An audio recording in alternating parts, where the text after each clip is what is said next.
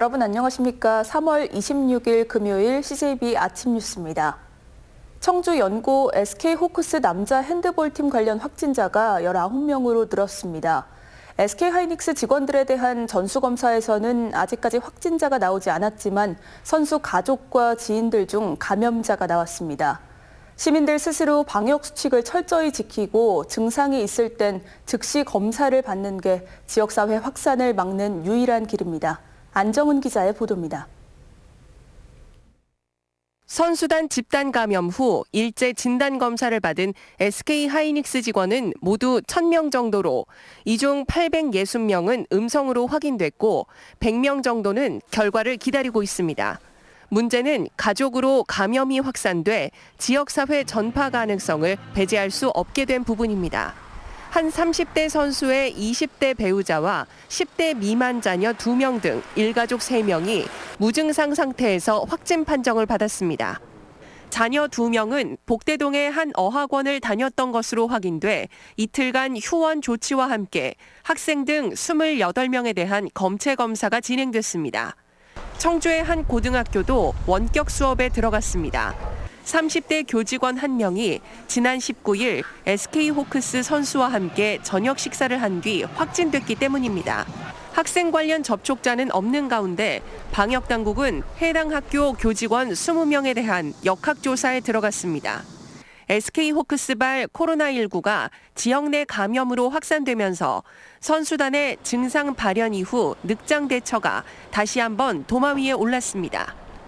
아쉬운 것은 이미 엿새 전 증상이 있었음에도 이를 감기인 줄 알고 방치하다가 감염 규모를 키웠다는 것입니다.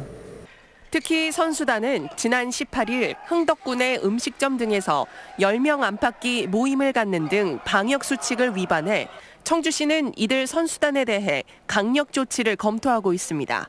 CJB 뉴스 안정은입니다. SK호크스발 코로나 확산으로 도내 학교 운동부에도 긴장감이 감돌고 있습니다. 거리를 두고 훈련을 하는 것은 물론 훈련 방식도 개인 위주로 변경해서 진행하는 등 방역에 초비상이 걸렸습니다. 김기수 기자입니다. 충북체육고등학교 레슬링부 학생들이 몸풀기에 한창입니다. 모두 마스크를 쓰고 서로 일정한 간격을 둔 채 개인 훈련 위주로 진행하고 있습니다. SK호크스 핸드볼팀에서 발생한 집단 감염으로 선수들은 혹시 모를 전파 가능성에 더욱 조심스러워졌습니다. 원래 레슬링이라는 종목이 살과 살이 이렇게 맞부딪히면서 하는 운동이기 때문에 좀 많이 훈련한 도중에도 많이 좀 힘들고 그렇지만 지금 많이 버티면서 운동 전후는 물론 훈련 장소를 옮길 때마다 매번 발열 체크를 하고 학부모의 기숙사 출입을 제한하는 등 관리 감독을 강화하고 있습니다. 항상 기숙사 입소 전에는 발열 체크를 꼭 하고 자가 진단을 통해서 이상 유무를 확인하고요. 학생들이 기숙사에 입소하게 되면은 2인 1실 방을 사용하고 다른 방은 이동하지 않게 합니다. 운동부의 경우 일반 학생에 비해 훈련 과정에서 신체적 접촉이 많다 보니 코로나19에 취약할 수밖에 없습니다. 충북교육청은 코로나 예방 차원에서 기숙사에 머무는 경우를 제외한 모든 합숙 훈련을 중단시킨 상태입니다. 또한 확진자 발생 시 운동부에 대한 대응 매뉴얼도 마련하고 있습니다. 기본기 훈련이라든지 그거는 전 기초 체력이라든지 그런 거는 집에서 할 수가 있으니까 감독 선생님하고 학생 간에 비대면 교류 수업을. 지난달 도교육청은 도내 학교 운동부에 대해 선제적 방역 점검을 벌였지만 언제 터질지 모르는 코로나 상황에 방역 살얼음판을 걷고 있습니다. CJB 뉴스 김기수입니다. 충청북도가 그제 자치경찰 관련 조례를 경찰과 사전 협의 없이 입법 예고한 것에 대해 경찰이 어제 기자간담회를 열어 공개적으로 반발했습니다. 경찰은 더 나아가 앞으로 구성될 자치경찰위원회에 대해서도 경찰이 소외되진 않을까 우려하고 있습니다. 이태현 기자입니다. 충북경찰청은 기자간담회를 열고 충청북도의 이번 입법 예고 과정에 대한 비판을 이어갔습니다. 보름 전 협의 과정에서도 합의됐던 내용을 일방적으로 어기고 문구를 수정한 건 행정절차법에도 위배된다는 겁니다. 입법 예고를 하면서 우리 경찰청에 전혀 아무런 통보 없이 입법 예고를 했기 때문에 그것은 절차 위반이라고 생각을 하고 있습니다. 당장 한 달여 뒤 시범 운영을 앞두고 양 기관의 갈등이 고조되는 가운데 경찰은 현재 진행 중인 자치경찰위원회 구성에 촉각을 곤두세우고 있습니다. 위원회는 도지사와 교육감, 국가경찰위원회에서 1명씩, 도의회와 추천위원회에서 2명씩 모두 7명으로 구성됩니다. 사실상 도지사 추천위원이 위원회의 상임위원장직을 맡을 가능성이 높은 상황입니다. 더구나 도지사는 위원회가 의결한 내용에 대해 제의를 요구할 수 있고 안건을 상정할 수 있는 권한도 갖습니다. 때문에 이번 입법 예고 과정을 지켜본 경찰 내부에서는 경찰 측 의견이 무시되는 사례가 반복되진 않을까 하는 우려가 나오고 있습니다. 경찰 출신이 돼야 된다는 게 아니라 치안에 대한 이해도가 높으신 분들이 들어오는 게 설명하기도 그렇고 정책을 결정할 때도 그렇고. 충청북도는 이 같은 우려를 불식시키기 위해서라도 이시종 지사가 다른 기관의 위원 추천이 모두 마무리된 뒤 가장 늦게 추천권을 행사할 것이라고 밝혔습니다. 자치경찰 출범을 앞두고 벌어지는 주도권 다툼이 더 큰 갈등으로 악화되지 않도록 양 기관의 대화와 협력을 촉구하는 목소리가 커지고 있습니다. CJB 뉴스 이태현입니다. CJB는 청주시가 대청호 일대에 부실 산책로를 조성하면서 예산을 낭비하는 사례를 연속 보도해드리고 있는데요. 결국 담당자들이 징계를 받았습니다.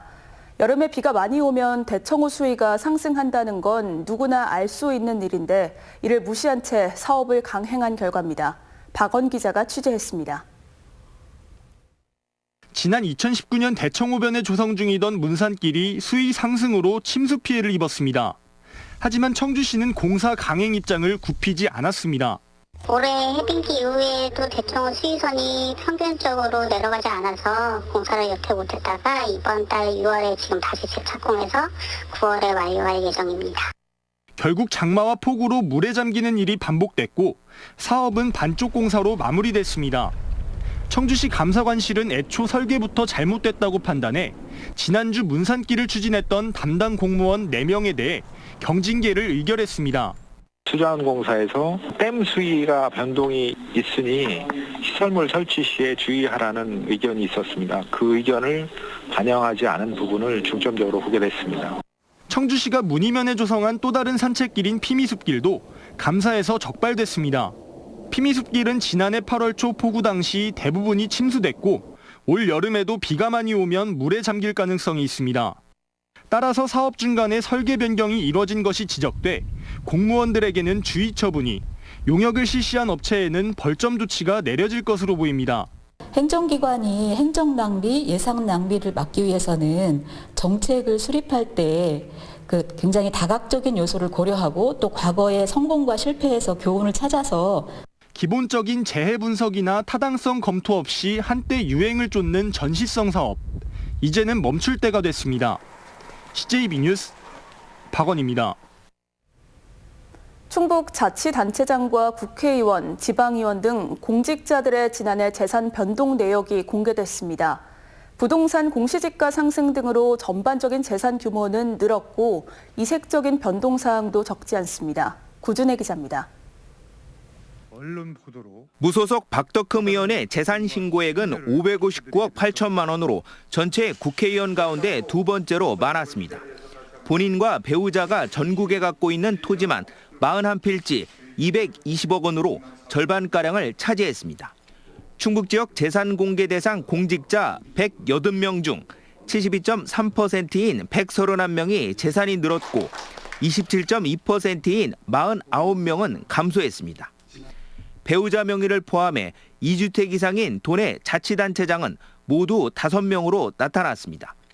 이시종 지사와 한범덕 청주시장은 한 채씩 신고했지만 다 서울 지역 아파트입니다. 홍성열 증평군수는 도내 지자체장 가운데 유일하게 재산이 줄었습니다.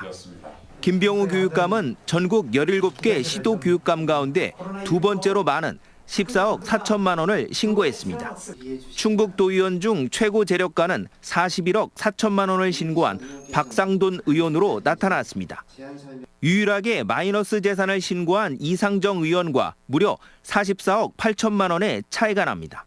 서동학 도의원은 아파트와 단독주택 등 주택만 15채를 갖고 있다고 신고했습니다. 총 재산은 36억 8천만 원으로 전년보다 무려 40%가 급증했습니다. 주택 신축 판매업을 하는 업으로 하고 있습니다. 그리고 재산 증식분이나 이런 부분은 비상장 주식에 대한 그 평가금액 증액분밖에는 증액이 된 게 없습니다. 중고차 매매상인 김기창 도의원은 배우자와 함께 차량 63대를 소유하고 있다고 밝혀 눈길을 끌었습니다. CJB 뉴스 구준혜입니다. 충청북도와 충북대병원이 산업통상자원부가 주관하는 3D 생체 조직칩 상용화 지원 공모 사업에 선정돼 국비 100억 원을 확보했다고 밝혔습니다. 생체 조직칩은 신약 개발에 필요한 혁신적인 기술로 충북대병원이 총괄 연구 책임을 수행하고 조직칩 선도 기술을 보유한 분당 서울대병원과 한국화학연구원 등이 공동 참여합니다. 충청북도를 비롯한 4개 기관은 어제 한국전력거래소 전력관제센터에 오송 바이오폴리스 지구 건립을 위한 투자 협약을 체결했습니다. 한국전력거래소는 지난 2017년 집중호우로 천안 중부지사의 전력관제센터 기능이 정지된 후 이전지를 물색하다 오송을 최종 입지로 결정했습니다. 충청북도는 올해 고용률 72% 달성을 위해 일자리 10만 8천 개를 창출하겠다고 밝혔습니다. 이를 위해 5,800억 원을 투입해 차세대 방사광 가속기 등 미래 첨단 분야에서 새로운 일자리를 개발하고 청년과 여성, 중년, 노인 등 유형별 맞춤형 일자리를 확대하기로 했습니다. 가칭 3호 뉴젠시티 지역주택조합 비상대책위원회는 청주교육지원청 앞에서 기자회견을 열어 모델하우스 용도로 국유지를 임대해준 것을 비판하며 관련 자료를 모두 공개하라고 촉구했습니다. 비대위는 해당 사업이 사기, 횡령 등으로 수백억 원대 재산 피해가 발생했는데 이런 불확실한 사업에 공유지를 대여해준 교육지원청의 책임이 크다고 주장했습니다. 이에 대해 청주교육지원청은 공개가 가능한 모든 정보를 공개하겠다고 밝혔습니다. 민식이법이 시행된 지 1년이 된 가운데 충북 지역 스쿨존 내 교통사고가 감소한 것으로 나타났습니다. 충북경찰청에 따르면 지난해 3월 25일부터 1년간 도내 스쿨존 어린이 사고는 20건으로 민식이법 시행 전인 2019년과 비교해 6건 줄었고 스쿨존 과속 운전 건수도 같은 기간 30%가량 줄었습니다. 한편 오는 5월부터는 스쿨존 내 주정차 위반 차량에 범칙금과 과태료를 일반 도로보다 3배까지 올리는 도로교통법도 시행됩니다. 청주시가 코로나19 확산 방지를 위해 지난해에 이어 올해도 식목 행사를 취소했습니다. 시는 다음 달 초 오송의 시유림에 소나무 4,500그루를 심는 식목 행사를 계획했지만 전국의 하루 확진자가 400명대를 유지하고 청주시도 확진자가 급증해 행사를 취소한다고 밝혔습니다. 어제 오후 5시쯤 단양군 매포읍의 한 채석장에서 작업 중이던 25톤 덤퍼트럭이 추락해 운전자 63살 A씨가 숨지는 사고가 발생했습니다. 경찰은 채석장에서 골재를 치러 나르던 덤프트럭이 후진하는 과정에서 10m 아래로 추락한 것으로 보고 정확한 사고 경위를 조사하고 있습니다. 끝으로 날씨입니다. 충북 가끔 구름 많은 가운데 한낮 최고 기온이 25도 안팎까지 올라 초여름 날씨를 보이겠습니다. 현재 기온은 청주 6도, 충주 2도, 제천 영하 2도를 보이고 있습니다. 오늘 낮 최고 기온으로는 청주 24도, 충주 23도 등 21도에서 25도의 분포가 예상됩니다. 내일 오후부터 모레까지 10에서 40mm의 비가 오겠고 일요일 오후부터 맑아지겠습니다. 당분간 일교차가 크게 벌어지겠습니다. 건강관리에 유의하시기 바랍니다. 뉴스를 마칩니다. 시청해주신 여러분 고맙습니다.